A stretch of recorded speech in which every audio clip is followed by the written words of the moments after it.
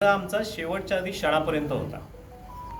भारतीय जनता पार्टीच्या शिरस्थ नेतृत्वाने गेल्या 1.5 ते 2 वर्षात हा मतदारसंघ भारतीय जनता पार्टीच लढेल, याचं नेतृत्व डॉक्टर विनय नातू करतील असं वारंवार या गुहागर तालुक्यातच येऊन सांगितलेलं असल्यामुळे किंवा विधानसभा मतदारसंघात सांगितलेलं असल्यामुळे साहजिकच आहे या मतदारसंघातला भारतीय जनता पार्टीचा शेवटचा मतदारसुद्धा कार्यकर्तेसुद्धा फार उत्साहित झाले होते आणि पायाला भिंगरी लावल्यासारखे या मतदारसंघात फिरत होते।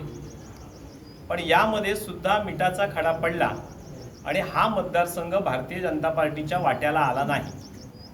का दिला नाही, कशामुळे दिला नाही, हा मतदारसंघ महायुतीत भारतीय जनता पार्टीकडून बाजूला करण्यासाठी काय गणितं लावली ती भारतीय जनता पार्टीच्या वरिष्ठांनाच माहिती आहे। त्यांच्याबद्दल ती 100% आमच्या प्रत्येकाच्या मनात ही नाराजी आहे की नाही, तर ती नाराजी आमच्यापुरतीच आहे आणि ती आमच्या संघटनेपुरती आहे आणि यामुळे आम्ही शेवटपर्यंत आग्रही होतो। हे आग्रही असताना डॉक्टर विनय नातूर उमेदवारी अर्ज दाखल करतील आणि आम्ही त्यांच्यासाठी प्रचार करू ही प्रत्येकाची भावना होती।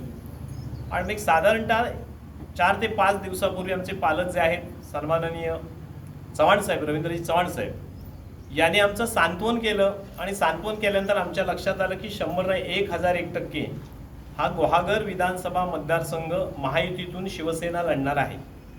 कोणत्या निकषात ते निकष नाही, फक्त पार्टी पक्ष आमच्याकडून सगळ्या कामांची पूर्तता करून घेत होता आणि आम्ही तो करतही होतो, म्हणजे मीच नव्हे तर सगळे करत होते। पण असं असताना सुद्धा अगदी शेवटच्या क्षणापर्यंत महायुतीतून सन्माननीय राजेशजी बेंडल यांनी पालकमंत्र्यांच्या उपस्थितीत उमेदवारी अर्ज दाखल केला।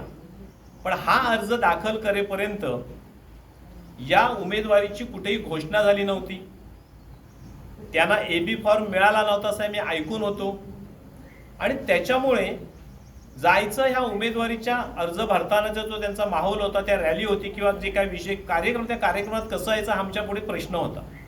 हा जसा प्रश्न होता तसा दुसरा विषय असा आहे की महायुतीतील जे शिरस्थ नेतृत्व आहे, म्हणजे ह्या आता विधानसभेमध्ये 3 तालुका आहेत, पूर्ण गुहागर तालुका आहे, 92 बूथ चिपळूण आहे आणि 90 बूथ खेड आहेत। आम्ही 3ही तालुकाध्यक्ष आहोत। 3ही तालुकाध्यक्षांपर्यंत किंवा आमच्या जिल्हाध्यक्षांपर्यंत या उमेदवारी अर्ज दाखल करण्याच्या विषयात तुम्ही सगळ्यांनी सहभागी व्हा असं कोणत्याही रीतीने आम्हाला रीतसर आमंत्रण नव्हतं आणि म्हणून आम्ही त्या कालच्या उमेदवारी अर्ज करण्याची जी काय माहोल होता त्याच्यामध्ये आम्ही सहभागी झालो नव्हतो। याचा अर्थ आम्ही महायुतीच्या विरोधात आहोत का, तर आम्ही 100% महायुतीच्या विरोधात नाही आणि म्हणून आजच्या क्षणापर्यंत भारतीय जनता पार्टीचा तालुका अध्यक्ष म्हणून मी अर्ज दाखल करणार, मी अगोदर जे तुम्हालाही सांगितलं होतं तेच तुम्हाला आम्ही शेवटपर्यंत होतो आणि आज ही जी सगळी मंडळी जमा माझ्याबरोबर झाली आहे ती भारतीय जनता पार्टीच्या नेतृत्वातून अर्ज दाखल करायचा, मग तो अपक्ष असला तरी चालेल आणि म्हणून ही भारतीय जनता पार्टीचं काम जी गेले अनेक वर्ष मंडळी करतात ती मंडळी उपस्थित आहे। आमचा राग हा महायुतीवर आहे का, तर आमचा राग महायुतीवर नाही।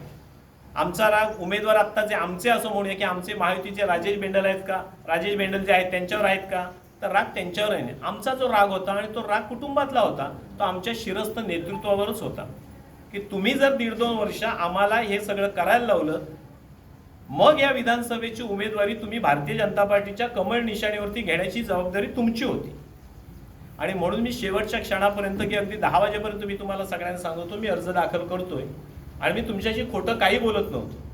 ही जी सगळी माझी मंडळी सहकारी पूर्ण विधानसभेतनं आलेली आहेत ती पत्रकार परिषदेसाठी आलेली नाही, तर ते आलेत मी फॉर्म भरणार म्हणून आणि हे माझे दोन्ही अर्ज आहेत, तुम्ही बघू शकता पूर्ण बीजेपी पण आणि अपक्ष पण पूर्ण कागदपत्रांसहित। ही काय कोणाच्या भावनांशी खेळण्याचा प्रश्न नाही आहे, आमचा हा आत्मसन्मान होता आणि आताच काही वेळापूर्वी साधारणतः तळीला एवढीच मंडळी होती आणि तेवढीच मंडळी आता गुहागरला आहेत, जे जिल्ह्याचे आमचे सन्माननीय कार्यसम्राटच आम्ही म्हणून जिल्हाध्यक्ष केदारजी साठे त्यांनी मुंबईला काही पक्ष नेतृत्वातल्या लोकांची चर्चा केलं तर त्यांच्याकडून जो एक निरोप आला की आपण अर्ज दाखल करणे हा महायुतीसाठी घातक ठरू शकतो, भारतीय जनता पार्टीच्या उज्ज्वल भवितव्यासाठी घातक ठरू शकतो।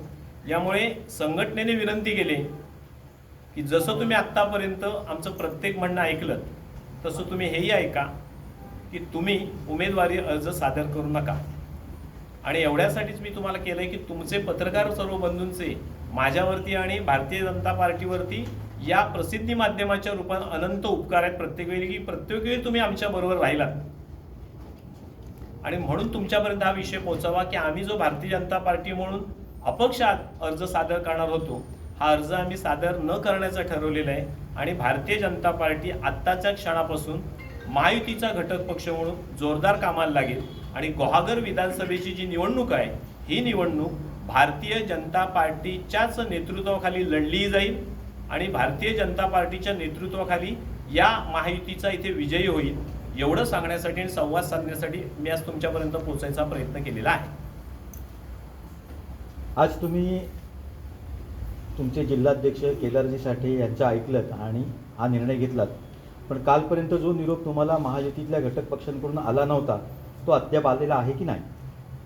100% ना. मी एकच केदार साठे नाव घेतलं, असे अनेक त्याच्याबरोबरचे विषय आहेत. केदार साठे आणि पालकमंत्री उदयजी सामंत यांचं आज बोलणं झालंय. येत्या 2 दिवसात, खरं म्हणजे आजच पालकमंत्री सामंत साहेब गुहागरला येणार होते युतीची बैठक करायला, भारतीय जनता पार्टीच्या कार्यकर्त्यांबरोबर संवाद करायला, पण जिल्हाध्यक्ष आमचे सन्मान्य केदारजी साठे हे चव्हाण साहेबांचा फॉर्म भरायला डोंबिवलीत गेले असल्या कारणाने ही बैठक आमची समन्वयाची 2 दिवसात पुढच्या पार पडेल. म्हणजे याचा अर्थ लोकसभेप्रमाणेच आत्ता भारतीय जनता पार्टीचे सगळे कार्यकर्ते महायुतीसाठी जसं त्यावेळेला तटकरेंच्या बाजूने उभे राहिले होते, तसेच आत्ता राजेशजी मेंढर यांच्या पाठीमागे उभे राहणार आहेत. आम्ही महायुतीच्या पाठीमागे उभे राहणार. आम्हाला महायुती निवडून आणायची आहे. आम्हाला देवेंद्र फडणवीसांचे हात बळकट करायचे आहेत, आम्हाला शिंदे साहेबांचे हात बळकट करायचे, आम्हाला दादांचे हात बळकट करायचे आहेत आणि महाराष्ट्राची निवडणूक ही देशावर परिणाम करणारी आहे.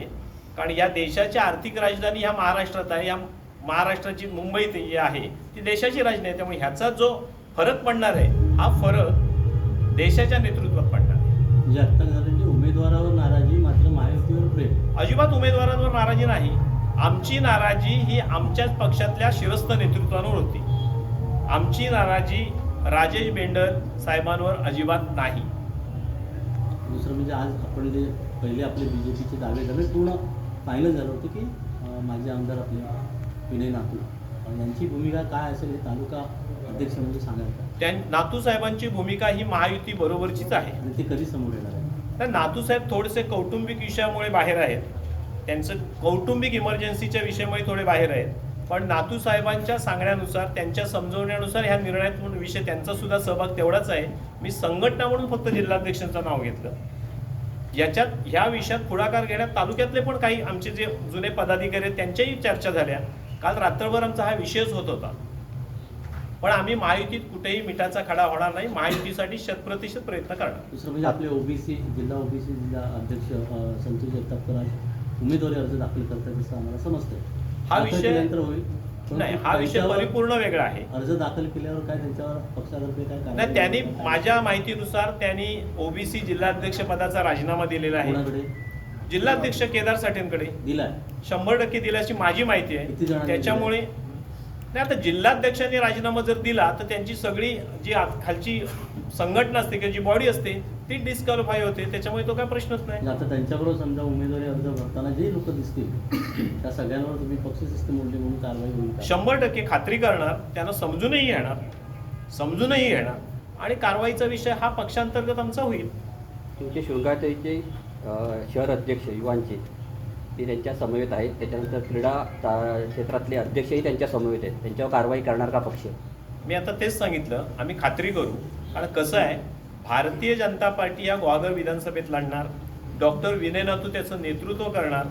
या चांगल्या भावनेने सगळे जे एकत्र झाले होते, आपल्या जीवाची बाजी लावत होते, पण आमचाच निर्णय होत नसल्यामुळे काही जणांची नाराजी असू शकते. कोण नाराज नाहीत असं मला म्हणता येणार नाही, पण जे काय असतील ते काय भावनेने तिथे गेले होते, त्यांचा उद्देश काय होता. एखाद्याची जवळची मैत्री असू शकते. जसा तुम्ही आजचा विषय सांगताय तसा कालचा जो विषय होता बेंडल साहेबांचा, ह्या रॅलीत सुद्धा भारतीय जनता पार्टीचे काही कार्यकर्ते आणि मतदार मोठ्या संख्येने होते, पदाधिकारी मोठ्या संख्येने होते. त्यांच्याही काही भावना वेगळ्या असू शकतात. म्हणून आम्ही त्यांच्यावर लगेच कारवाईचा बडगा उगारणार का? निर्णय आमचा आज होतोय सहभागी होण्याचा. निर्णय करण्यामागे आजचा किंवा आम्ही काल न जाण्यामागे जी अनंत कारणे होती त्याच्यातलं एकही होतं असं कारण होतं की आमच्या कार्यकर्त्यांचा सन्मान झाला पाहिजे ना. आमच्या कार्यकर्त्यांचा सन्मान झाला पाहिजे. तसं तुम्ही जे म्हणताय तुमची माहिती जर खरी असेल तर मी तालुकाध्यक्ष म्हणून त्याची खात्री करेन. हा विषय संघटनेत जिल्हाध्यक्षांपर्यंत पोहोचवेन आणि मग आम्ही विचारांती त्याच्यावरती निर्णय घेऊ. स्थानिक पातळीवर आपली बैठक झाली का महायुतीची? 100% नाही. केव्हापर्यंत समजेल? आता पालकमंत्र्यांनी जबाबदारी घेतली की पुढच्या 2 दिवसात ही बैठक होईल. तर नातू साहेब याच्या प्रत्यक्ष प्रचार प्रक्रियेमध्ये उतरणार का? 100% महायुती 100% विजय करण्यासाठी नातूसाहेबांचा पण विषय असेल. कारण ह्या विधानसभेला जे समन्वयक आहेत ते समन्वयकांमधले एक नातूसाहेब आहेत आणि आम्ही महायुतीच्या किंवा बेंडल साहेबांच्या कुठल्याही विरोधातल्या विषयात नाही. आमचा जो शेवटपर्यंतचा लढा होता हा आमचा लढा आमच्या संघटनेशी होता. प्रत्यक्ष नातू साहेबांशी वरिष्ठ पातळीवरून काय बोलणं झालंय? काय शब्द दिलाय? आणि त्यांनी मेहनत घेतली 2 वर्ष, तुम्ही सगळ्यांनी घेतली. एवढ्या प्रश्नाचं उत्तर मी काय देऊ शकत नाही. मला विचाराल तुम्हाला कुठला शब्द दिलाय का, तर मला तर कुठला अजून काही शब्द आता दिलेला एवढं नाही. सगळं झालं, आपल्या नेत्यांवरची नाराजी दूर झाली का? केवळ एका याने की तुम्ही काम करायचं म्हणून नाराजी दूर झाली की आणखी कशा पद्धतीने नाराजी दूर होते? नाही, 100% एका विषयातून नाराजी दूर होणार नाही साहेब. हा विषय जे माझे कार्यकर्ते गेले 15 वर्ष काम करतात, जे काही सिनियर आहेत जे काही ज्युनियर आहेत, यांच्या उज्ज्वल भवितव्याचा प्रश्न आहे ना. हा प्रश्न संघटना कशी हाताळणार आहे याची आमची सकारात्मक बैठक आहे त्यासाठी मुंबईत काही होईल. मागणी केली का? नाही, एक नाही, अनेक मागण्या आहेत ना. अनेक मागण्या आहेत, पण त्या सगळ्याच काय आता तुम्हाला जर सांगितलं तर परत आपण एकत्र कधी बसणारच नाही. महायुती म्हणून एकत्र ठेवण्याचे काही अट ठेवलं असतं तर? अजिबात नाही. भारतीय जनता पार्टी अगदी कुठलीही अपेक्षा न ठेवता निरपेक्षपणे काम करणार आहे आणि बेंडल साहेबांच्या विजयासाठी आम्ही कंबर कसणार आहोत. मात्र ती उदय सामंत बनवताची जी काही बैठक आहे ती बैठक आमची समन्वयाची झाली. मनोमिळून झाल्यावर मनोमिलनाचा विषयच नाही. तुम्ही सन्मान तर दिलाच पाहिजे ना.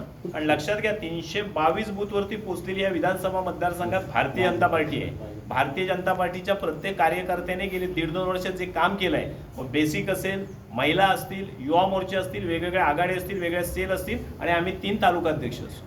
त्याचबरोबर नातूसाहेब असतील, केदार साठे असतील किंवा जिल्ह्याची सगळी मंडळी असतील, फार प्रामाणिकपणे काम केलं. याची खंत मतदानामध्ये परिणामकारक ठरू शकते का? अजिबात नाही. ही खंत आमच्या पर्सेंटेज कमी होतील? अजिबात नाही 35,000 होणार. मध्ये अजिबात नाही होणार. वाढतील आणि वाढवण्याचा प्रयत्न करू. बेंडल साहेबांना विजयी करण्याचा विषय नक्की करू. जैतापकरांनी राजीनामा दिला म्हणता, त्याचा परिणाम किती होईल बीजेपीवर? जैतापकरांना पद कोणी दिलं होतं? तर भारतीय जनता पार्टीने दिलं होतं. प्रत्येक आमचा माणूस हा कुठल्याही सेलमध्ये असला तर तो मूळचा भारतीय जनता पार्टीचा आहे. त्यामुळे जैतापकर दादा पण आमचे ओबीसीचं चांगलं नेतृत्व होतं. पण त्यांच्या मनात जर काही वेगळं असेल आणि आज ते जर करत असतील, ते जर पक्षात असते तर माझ्यासारखा माणसाला जसा फोन आला संघटनेत तसा आला असता. त्यांनी राजीनामा देऊन हा अर्ज मांडल्यामुळे आम्हाला किंवा पार्टीला नैतिक अधिकार राहत नाही. याचा अर्थ तुमचे नुकसान आहे, महायुतीला याचं नुकसानकारक ठरू शकतो ना? 100% नुकसान होणार नाही. मी काय म्हटलं, राजीनामा जैतापकरने दिलाय. देऊ दे राजीनामा. ते जे मतं मिळवणार आहेत ते बीजेपीचीच मतं असणार आहेत. 100% नाही. तुम्ही बघाल निकाल लागेल तेव्हा. त्यांचं मन वळवण्याचा प्रयत्न केला का? भारतीय जनता पार्टीपासून ते बाजूला गेले, बरोबर. होती. आता एकदा विषय आहे, ते ओबीसीचे जिल्हाध्यक्ष आहेत. एकदा मग आम्ही करू प्रयत्न, बेंडल साहेबांना घेऊन प्रयत्न करू. त्यांचं मन वळलं तर काय वेल्याने गुड दुग्ध शर्करा योग. प्रयत्न करणार आपण. 100% करू ना. महायुतीच्या विजयासाठी काय जेवढे प्रयत्न करायचे असतील तेवढे भारतीय जनता पार्टी सगळ्यांना एकत्र घेऊन प्रयत्न करणार.